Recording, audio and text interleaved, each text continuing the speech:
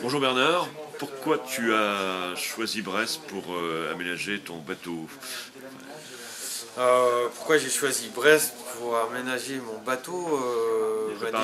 Déjà je suis basé à Brest déjà depuis pas mal de temps, de manière fixe. Quand le bateau est à flot, on y est depuis 2005. Voilà, et par contre, après, ça date depuis longtemps, hein, parce que sitôt que j'ai fini de construire le bateau à l'Esconil où j'habitais, je me suis retrouvé à suivre le bateau à flot, quoi, c'est-à-dire un peu ballotté par les courses et tout ça. Et donc, suite au record de l'Atlantique qui m'a amené ici, je me suis dit que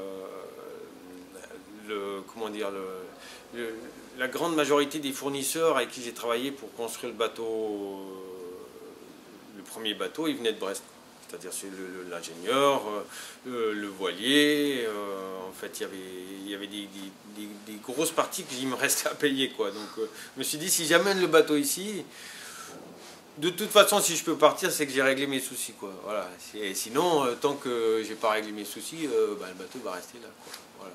C'est-à-dire que j'ai fait mon premier chantier après le lancement du bateau à l'Esconil, je l'ai fait à Brest.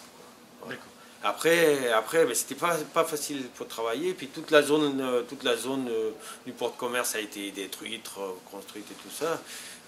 Donc on s'est trouvé à faire les chantiers à terre, quoi, à Caen. Voilà. Et puis sitôt qu'on avait fini de travailler à Caen, à terre, quoi, et on venait ici pour faire la préparation à flot, quoi.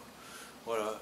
Et puis de ce fait-là, j'ai fini par habiter dans la région dès 2004.